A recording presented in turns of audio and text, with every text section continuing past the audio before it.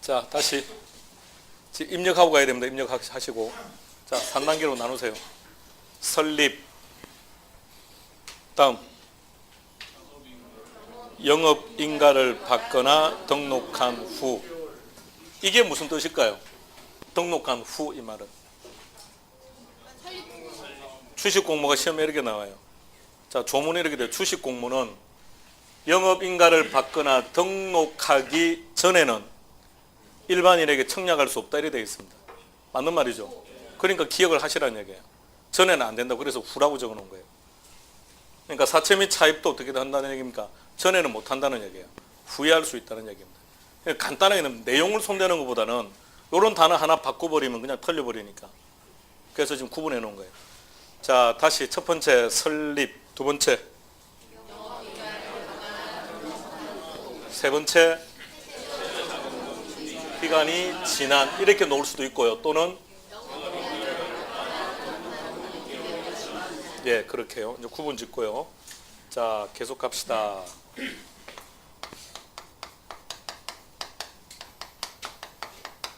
지금 칠판에 정리하고 있는 내용들은 가장 중요한 거예요. 모든 법을 정리하고 있는 게 아니라 제일 중요한 것들만 정리하고 있습니다. 최악의 상태가 아니라 그냥 더 이상 하기 싫다면 이것만 해도 답은 다 찾아갈 수는 있을 겁니다. 단 5개 지문을 100% 해석은 안 되더라도 답을 찾는 데는 문제는 없을 거예요. 자, 갑시다. 주식 공모. 일단 원칙부터 갑시다. 언제 하느냐면 뭐라고 표현하면 됩니까? 영업인가를 받거나 등록한 후. 그래 갈게요. 영업인가를 받거나 등록한 후 몇 년? 2년을 줍니다. 2년 이내 몇 프로 이상? 모르면 무조건 30% 하세요. 30% 이상. 기억합시다.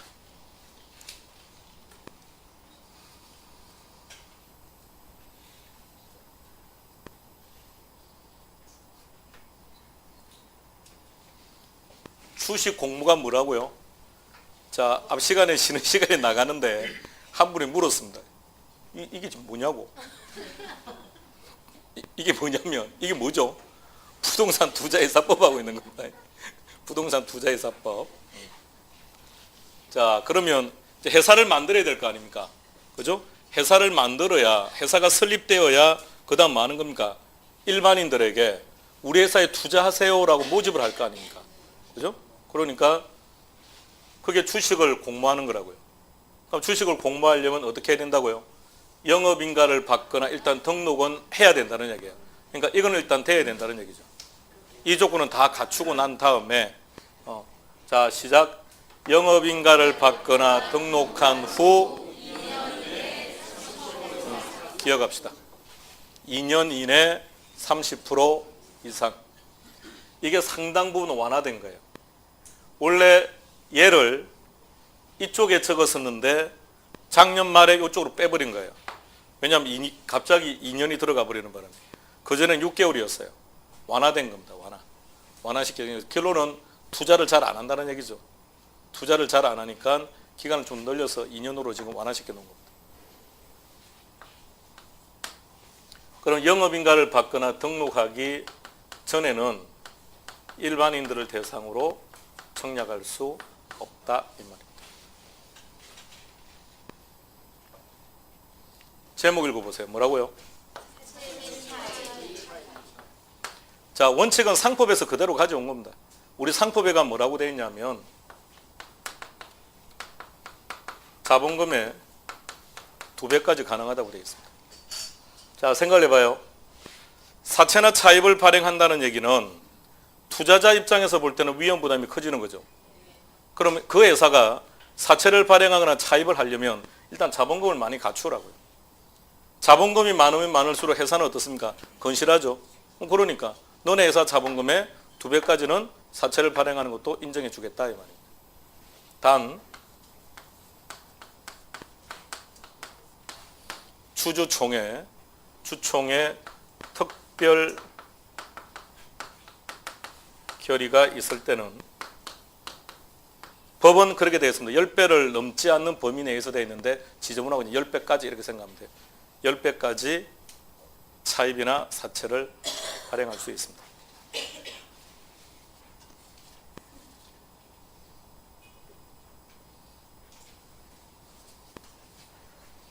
지금 기억하자는 얘기입니다.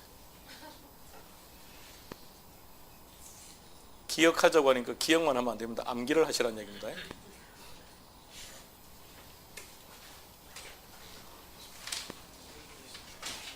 세 번째 갑니다. 세 번째 제목 보지 말고 설립했고, 두 번째 영업인가를 받거나 등록한 후, 세 번째는요 최저자본금 준비 기간이 지난 또는요 영업인가를 받거나 등록한 후 6개월이 지난. 자, 최저자본금 용어 혼돈하면 안 돼요. 여러분이 당일날 70억과 50억을 몰라 틀렸다, 그런 일은 절대 없어요. 최저자본금과 설립자본금을 순간 착각해 버리는 거예요. 그게 틀리는 겁니다. 그러니까 저기는 설립이니까 설립자본금이고, 여기는 최저자본금이고, 뭐라고요? 위치 확인하고요. 위치 확인하고. 자, 조문은 이렇게 되어 있습니다. 조문대로 먼저 풀어볼게요. 현물출자는 영업인가를 받거나 등록을 받고 최저자본금을 갖추기 전에는 현물출자할 수 없다라고 되어 있습니다. 근데 말이 좀 어려워요. 너무 지저분하니까. 그러니까 우리는 그냥 그렇게 하지 말고 이렇게 얘기해 갑시다. 현물출자는 언제 하느냐? 영업인가를 받고 등록하고 플러스 최저자본금을 갖추면 현물출자 가능하다. 일단 조문 볼게요. 자, 교과서에서 조문을 먼저 확인할게요. 460페이지 19조 1항 찾으세요. 들어갑시다. 시작.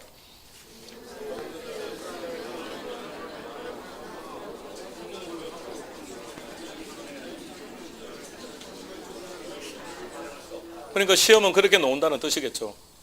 영업인가를 받거나 등록을 하고 최저자본금을 갖추기 전에는 최저자본금 이상 갖추 이렇게 돼 있다고요. 근데 우리는 그렇게 기억하지 말자고요. 먼저 외울 게 많으니까. 영업인가만 동그라미, 최저자본금만 동그라미. 그냥 우리는 그냥 영체만 기억합시다. 그러니까 현물출자 언제 가능하다? 영업인가 받고 최저자본금을 갖추면 현물출자가 가능하다. 우리는 그렇게 기억하죠. 자, 다른 거 보면 안 돼요. 자, 그냥 편안하게 생각해 봐요. 가장 대표적인 현물출자 자산이 뭘까요? 그렇죠. 부동산이겠죠. 당연히 얘기했죠. 부동산. 네, 부동산이 현물출자 가능한 자산일 거예요. 다음. 부동산 사용에 관한 권리. 어떻게 해서 권리가 나왔죠? 이거 어디선가 배웠죠? 어디에서? 민법 시간에 딱 공부한 거예요. 시작. 부동산 사용에 관한 권리. 시작. 부동산 신탁의 수익권. 시작. 부동산 신탁의 수익권. 작년 하반기에 신설된 건데 대토보상권이라는 게 있습니다. 또 다른 거 하나 있는데 그건 큰 의미 없는 것 같아서 대토보상권. 자, 기억하셔야 됩니다. 현물출자 가능한 자산이 뭔지 아셔야 돼요. 현물출자는 언제 하죠? 영업인가 받고 최저자본금 갖추면 되는 거예요. 자, 현물출자 가능한 자산 시작. 부동산 사용에 관한 권리, 부동산 신탁의 수익권, 대토보상권. 암기하고 갑시다.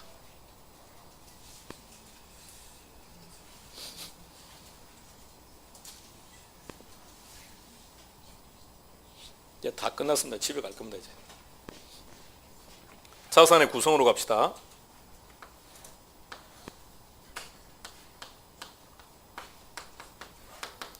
총 자산의 80% 이상은 부동산,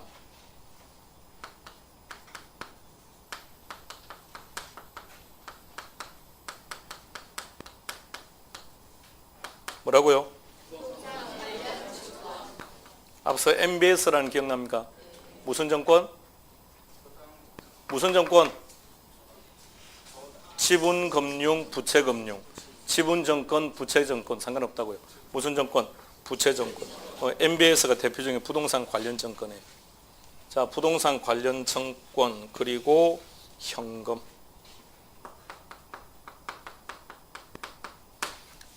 제목이 뭐라고요? 그럼 투자자들이 투자를 했죠, 그죠? 그럼 총자산의 80% 이상. 제목 시작. 총자산의 80% 이상은. 그래도 명색이 제목이 뭡니까? 이 회사 제목이 우리말로 부동산 투자회사 아닙니까? 그럼 명색이 부동산 투자회사니까 70% 이상은 부동산이어야만 합니다. 그러니까 80% 이상이라고 했으니까 딱 80%라고 전제합시다. 80%라면 얘 둘 합쳐본들 몇 프로? 10% 초과 못한다는 얘기예요. 얘가 무조건 70%는 돼야 되는 거니까. 자, 암기합니다.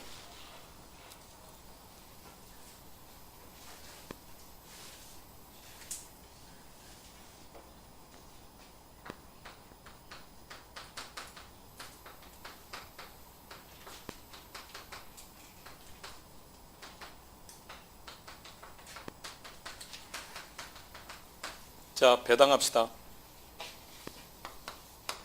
배당의 원칙은 이익의 90% 이상입니다. 배당 어떻게 한다고요?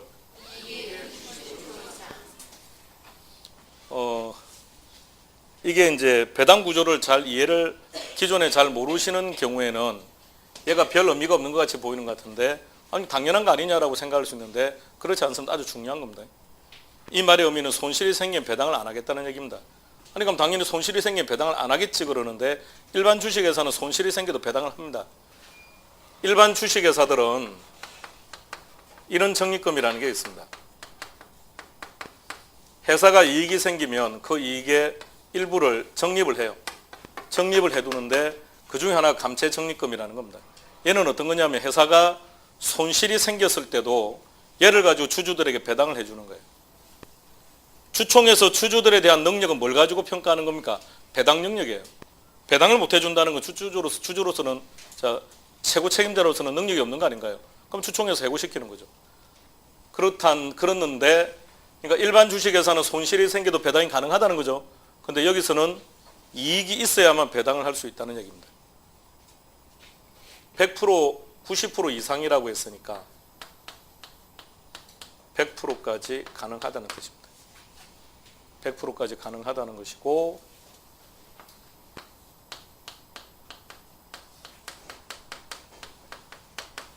제목 뭐라고요?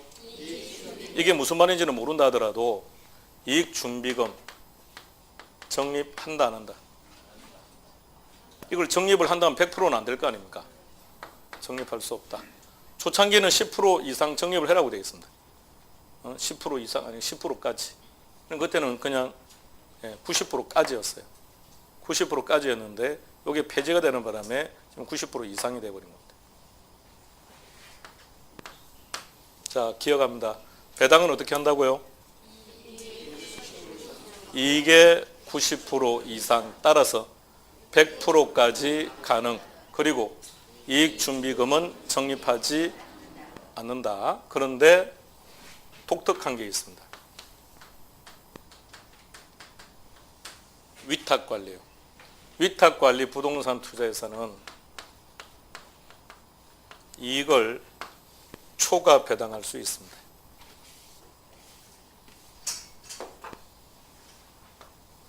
위탁관리는 이익을 초과해서 배당하는 것이 가능합니다. 배당은 어떻게 한다고요? 그죠? 얘만 독특하게 다른 회사는 안 됩니다. 위탁만 됩니다. 위탁만 이익을 초과 배당할 수 있다고. 이러면 어떤 문제가 발생합니까? 자본이 잠식돼요. 그죠? 이 자본금이 잠식된다고요. 여기서 배당이 이루어진다는 뜻이니까. 그래서 단서를 달고 있습니다. 당해 연도 감가상각비 범위 내에서 이루어집니다. 자세히 기억하지 마시고요. 그냥 감가상각비라는 단어만 기억해요. 그러니까 이익을 초과 배당을 하되 얼마까지만? 감가상각비가 1억이면 1억까지만 가능하다 이 뜻입니다.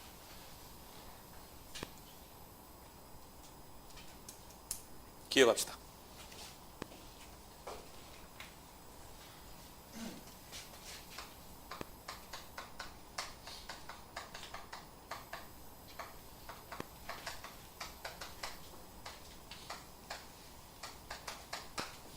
주식 분산, 다른 말로 표현하면 주주 1인 주식의 보유 한도를 제한하겠다고요. 회사의 종류는 세 가지. 첫 번째, 자기관리, 위탁관리, 기업 구조조정. 모르면 몇 프로? 뒤에 뭐라고 쓸까요? A. 이거는 뭔가 제한한다고 했는데.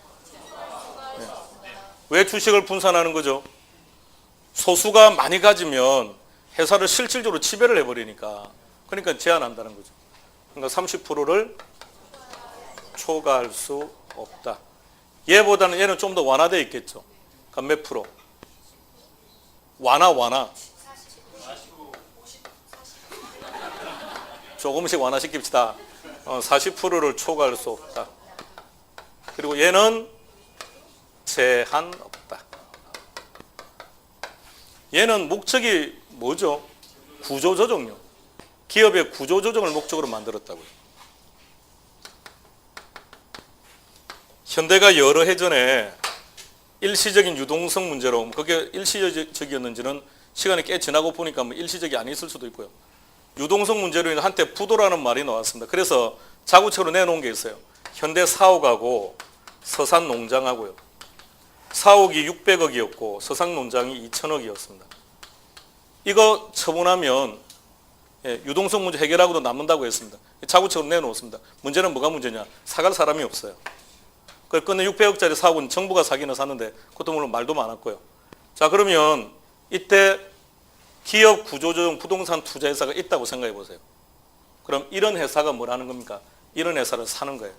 그럼 얘네들은 구조조정 자연스럽게 될 거고, 그러면 얘들은 사옥 샀으니까 임대해서 수익금 생기면 배당하는 거죠. 그런데 요거 사는데 너네들은 50%까지만 가능해. 그러면 나머지 50%를 살 또 누군가가 있어야 얘네들이 구조조정이 가능한 거 아닙니까? 그러니까 너네들이 돈이 있다면 마음대로 해도 상관없다. 목적이 뭐니까? 구조조정이니까. 기억합시다.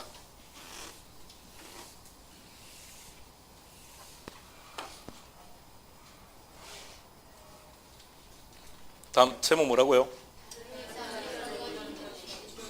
의결권 있는 주식이에요. 그러니까 우리가 주총에 참석할 때는 의결권 있는 사람들이 가는 겁니다. 상식적으로 보통주라고 하는 것도 있고 우선주라는 것도 있습니다. 후배주도 하는 것도 있는데 후배주는 알 필요도 없고요. 그러니까 이거는 이제 배당받는 순서예요. 그러니까 우선주를 가진 주주에게 배당을 우선해서 주는 거예요. 그럼 상대적으로 이 사람들은 배당을 안전하게 받을 수 있습니다. 근데 대신에 이 사람들은 주총에 참석해서 의결권 행사는 못해요. 이 사람들의 목적이 뭘까요? 배당 받는 게 목적이에요. 그러니까 이 사람들이 이제 참여하는 건데, 다른 회사 의결권 있는 주식에 대해서는 가장 강력하게 제한합니다. 10%를 초과할 수 없습니다. 그러니까 이 회사는 뭘 하는 회사입니까?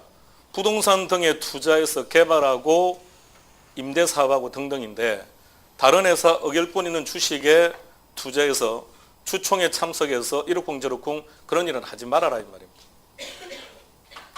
칠판에 있는 내용 1분 후에 지울 겁니다. 1분 후에 한 분씩 질문 시작하겠습니다. 사진 좀 이따가 안 지울게. 자, 진짜 빨리 암기 시작해요.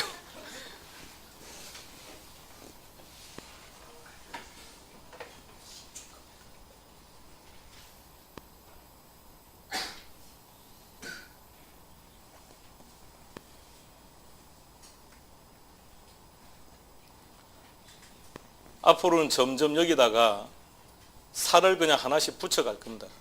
근데 앞서 했던 것처럼 칠판에 정의된 것만 하면 5개 지문에 대한 OX에 대한 평가는 100% 못한다 하더라도 답을 찾는 데는 아무런 지장이 없을 겁니다. 지금까지 나왔던 문제는 뭐 얘네들이 90% 이상 다 답이었고요. 제일 중요한 건 일단 정리는 다 했습니다. 앞으로는 조금 더 살만 붙여 나갈 겁니다. 그러니까 일단 이게 자연스러워져야 돼요. 그래 살을 붙여 나가죠. 1분 후에 뒤에서부터 차례대로 질문하겠습니다. 뒤에 계신 분들부터 초토화시켜야죠.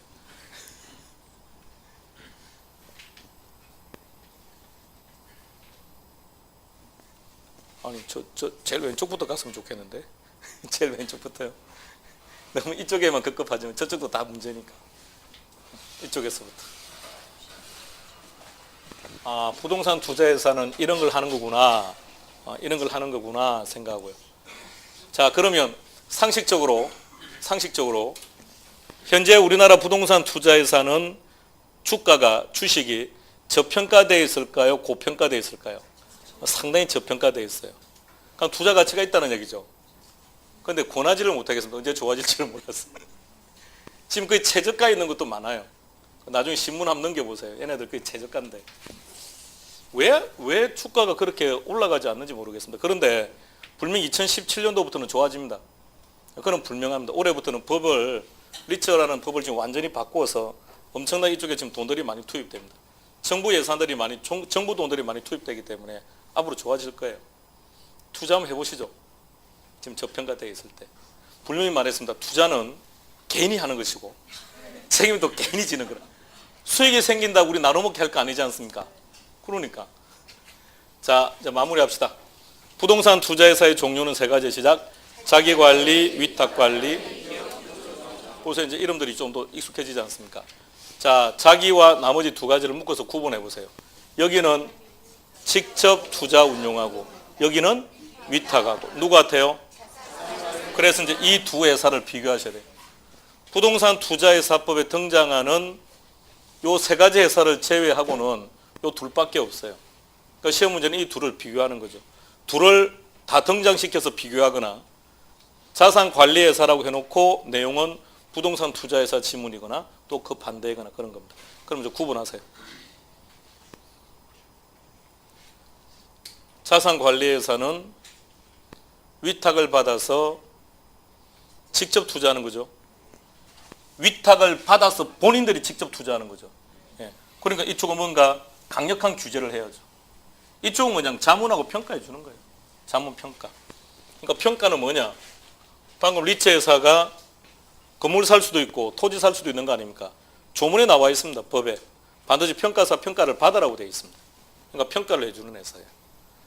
그러니까 자산관리회사가 좀 더 규제가 강력하다고 보시고 전문 인력 5인 이상 3억 이상 자본금 70억 이상 여기는 5억 아닙니다. 10억 이상이에요. 어떨 때는 5억이라고요. 아니 5억 이상의 범위 내에서 대통령령이 정한 이렇게 되면 그때는 5억이라고. 용어는 5억인지 10억인지 구분하셔야 돼요. 그 다음 이쪽은 인가, 이쪽은 등록. 다시 한번 더 기억합시다.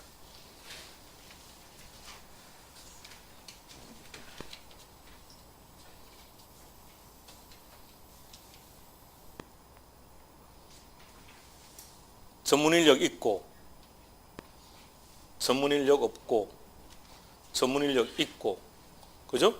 여기도 전문인력은 있고 어떻게 말하면 투자와 관련된 회사들은 다 전문인력을 두라는 얘기입니다. 상대적으로 이쪽은 완화시켜서 3인 이상이고 나머지는 전부 다 5인 이상을 규정합니다. 그 전문인력에 공인중개사도 들어갑니다. 네.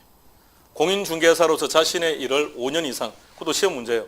지금 좀 안 했는데 다음에 또 할 거니까 공인중개사가 자신의 중개업을 그러니까 중개와 관련된 일을 5년 이상 한 사람들은 이 전문 인력에 들어갈 수 있습니다. 위탁관리입니다. 시작.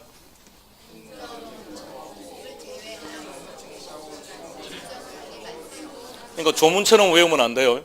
본점을 제외한 지점은 설치할 이렇게 하면 안 돼요. 그럼 또 헷갈려 버리니까. 시작. 본점 있고 지점 없고 직원 둘 수 없고 상권 안 되고 비상권은 된다는 겁니다. 예. 근데 조문에는 분명히 없었는데 시험은 나와요. 자, 그 다음. 나머지 법 세 가지를 딱 나누시고요. 설립, 영업인가를 받거나 등록한 후. 그러니까 다시 말하면 자, 여기서는 어떻게 틀리게 나온다는 겁니까? 영업인가를 받거나 등록하기 전에 너무 틀린다고요. 전에는 하면 안 된다고요. 후에 할 수 있다고요. 이건 언제 할 수 있다고요? 자본금 준비 기간이 지나야 돼요. 그러니까 6개월이 지나야 됩니다. 지나야만 할 수 있는 거예요. 자, 설립. 주식회사로 설립한다. 그러니까 당연히 주식을 상장해야죠. 언제? 지체 없이. 조문에 그렇게 표현되어 있습니다. 그 용어대로 기억하는 거예요. 그 다음에 무슨 자본금? 무슨 자본금? 최저자본금. 그럼 금액 기억하고요. 5억, 3억, 70억, 50억 이상 기억하세요.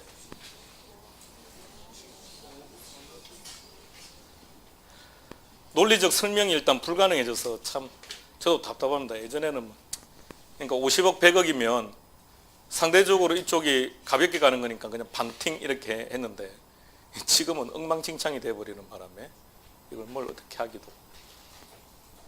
또 작년까지는 10억이었습니다. 근데 또 작년 말에 또 바뀌어버렸습니다. 5억으로. 이게 근데 우리 시험 치기 전에 분명히 또 개정될 것 같습니다. 아니 어딘가가 또 개정될 겁니다. 그러면 개정되고 하랍니까? 지금 해요 그냥. 개정되고 난 다음에 언제?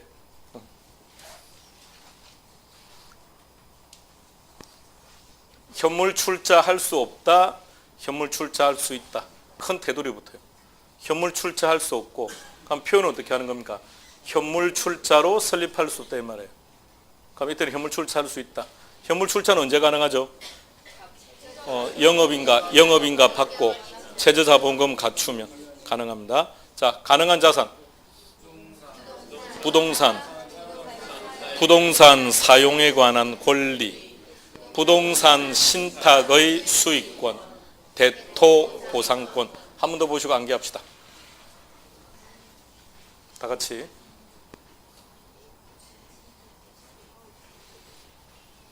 발기 설립, 무슨 설립? 모집 설립. 그러니까 어디가 발기 설립이고 어디가 모집 설립인지 구분해라고요. 모집 설립은 달리 뭐라고 한다고요? 주식 공모. 언제 합니까? 주식 공모. 영업인가를 받거나 등록한 후 2년 이내 30% 이상. 꼭 그 뒤에 내용까지 가세요. 2년은 다 알아요. 그 다음을 몰라가지고 또 틀리면 안 되니까. 2년 이내 30% 이상. 꼭 뒤에 거 꼭꼭 붙이세요. 그 다음에 그러니까 요것만 알고 있으면 요거는 구태 안 해도 되겠죠, 그죠? 후라고 되어 있으니 구태 뭐 암기 안 하셔도 될 테니까. 다음은 사채 및 차입 얼마나 할 수 있다고요? 자본금의 2배까지. 물론 초과할 수 없다는 건 그냥 우리는 2배까지 이렇게 합시다. 2배까지. 단 주총에 특별 결의가 있으면 10배까지 10배를 넘지 않는 범위라고 되어 있습니다. 자산 구성 확인하시고요.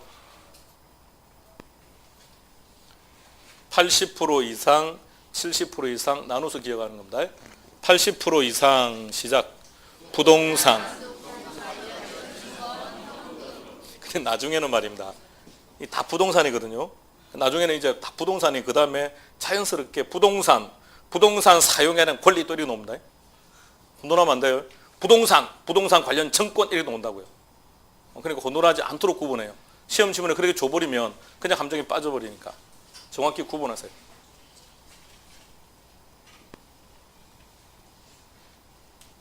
배당으로 갑시다. 원칙. 정확하게 이익의 90% 이상. 이 두 가지 의미를 가지고 있습니다. 첫 번째, 손실이 생기면 배당하지 않겠다. 그죠?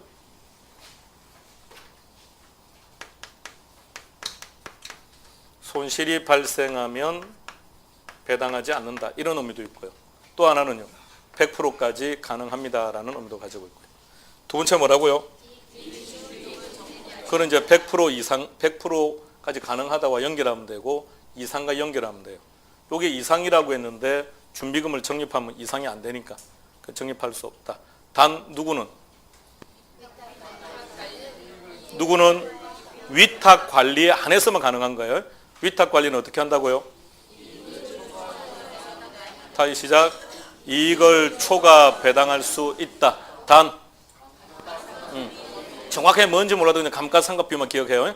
감가상각비 범위 내에서만 가능합니다. 주식의 분산. 왜 주식을 분산하려고 하는 겁니까? 주주 1인이 회사를 지배하는 것은 제한해야 될 테니까. 그래서 숫자만 시작. 30% 초과할 수 없고 다시 갑니다. 시작. 30, 40 제한 없다. 시작. 30, 40 제한 없다. 어차피 초과할 수 없다는 것은 다 충분히 이해하시겠죠? 예. 다른 회사 의일권 있는 주식에 대해서는요. 10%로 제한. 다 같이 찍어요. 찍고 이거 교과서에 미리 하나 좀 써놓을 겁니다. 써둬야 다음에 또 추가할 거니까. 우리 교과서는 메모할 데가 없네요.